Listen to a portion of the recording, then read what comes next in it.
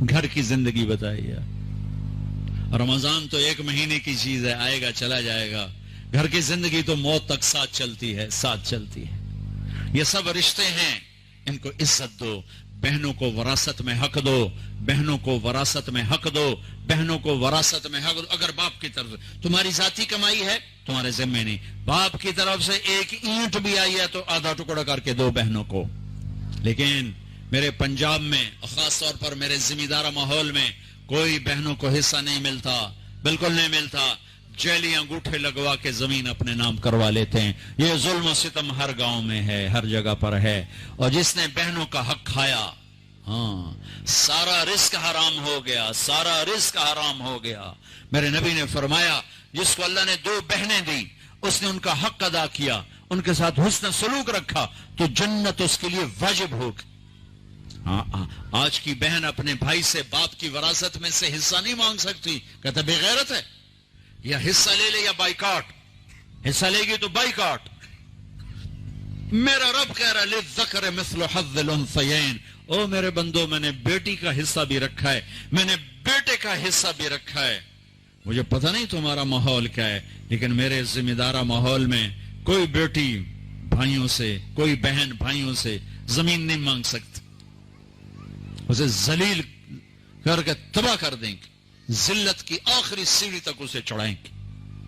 زمینہ مانگتی ہے ساڑھے کو لو, زمینہ مانگنی ہے ساڑھے کو لو. میرے والد مرحوم نے سب سے پہلے اپنی ہماری بہنوں کو زمینوں میں حصہ دیا تھا, تو سارے زمیندار ناراض ہو گئے. ایک ہی کیتی جانا ہے, ساڑیاں دھیاں ساڑھے گل پہ جاسے, ساڑیاں دھیاں ساڑھے گل پہ جاسے.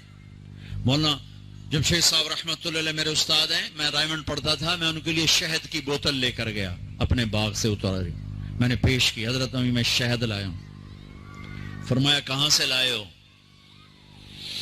میں نے کہا جی میرے اپنے باغ کا ہے, آم کا باغ تھا. اب شہد کی بوتل تھی 10 روپے کی, 10 روپے. اب میرے استاد کا سوال سنو, تیرے باپ نے اپنی بہنوں کو زمینوں میں سے حصہ دیا تھا؟ باپ نے اپنی بہنوں کو زمینوں میں سے حصہ دیا تھا؟ یہ سوال کیوں کیا تھا کہ اگر حصہ دیا تھا تو یہ شہد صاف ہے, حلال ہے, اگر نہیں دیا تھا تو یہ شہد صاف نہیں ہے, حلال نہیں ہے, اس میں بہنوں کا حق شامل. میں نے کہا استاد جی اللہ کا لاکھ لاکھ شکر ہے, میرے باپ کی بہن ہی کوئی نہیں تھی, 2 بھائی صرف. جے کوئی بہن ہوندی کدی نہ دیندا ہی کوئی نہیں. پھر کہنے لگے اچھا تو تیرے دادا نے اپنی بہنوں کو حصہ دیا تھا؟ میں کہا صحیح, میں اس لیے جمعہ ہی کوئی نہ, مینوں کیا پتہ. اتنی ریسرچ, ایک شہد کی بوتل, ایک شہد کی بوتل کہ بہنوں کو حصہ دیا کہ نہیں دیا. آج میرے دیش میں بہنوں کو حصہ نہیں دیا جاتا. نہ پٹھان دیتے ہیں, نہ بلوچ دیتے ہیں, نہ سندھی دیتے ہیں, نہ پنجابی دیتے ہیں, نہ یہ بلتستانی دیتے ہیں, کوئی نہیں دیتا. سب بھائی کھاتے ہیں. او میرے بھائیو, چوری ہے, ڈاکہ ہے, ظلم ہے, ناانصافی ہے. ایک ذمہ دار نے میرا بیان سنا, وہ اس کو بڑا خیال ہے, وہ گیا اپنی بہن کے پاس کہ میری بہن اے تو اپنا حصہ لے. وہ بیچاری ڈری ہوئی کہ نہ بھائی میں تینوں دے دیتا ہے, میں نہیں لیندی, میں نہیں لیندی. اس نے کہا نہ بھائی نہ, میں دوزخ دے سوٹے نہیں سہ سکتا. اس نے پٹواری بلا سارا کر آ کے نا اپنی بہن کے نام لگوا دیا. 4 دن بعد کہنے لگا یہ ہون دیونی ہے تو دے چا.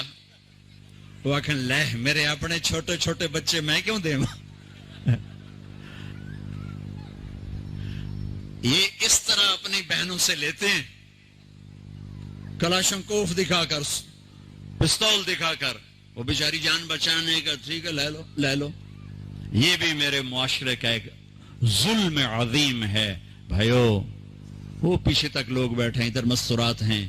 عرض کرتا ہوں اگر آپ صاحب ثروت ہیں, باپ کی وراثت میں کچھ ہے, اپنی بہنوں کو حساب کر کے دو, ورنہ سب حرام کھا رہے ہو. دودھ میں پیشاب کا ایک قطرہ سارے دودھ کو حرام کر دیتے. چلو نہ پاکو. میں گھر سے باہر نکلا, ہمارا نوکر دودھ اٹھا کے لایا, ایڈا وڈا گڑوا ہوندا سی ماشاءاللہ. تو مینوں آکھن لگا اے مولانا صاحب چواکا کہتے ہیں قطرے کو, چواکا ہماری زبان چواکا سمجھ گئے نا, چواکا کیا قطرہ. کہنے لگا ایڈا وڈا. مولانا صاحب ایویں ایک چواکا پیشاب دا وچ ڈٹھا ہے, کوئی گل تا نہیں ہے.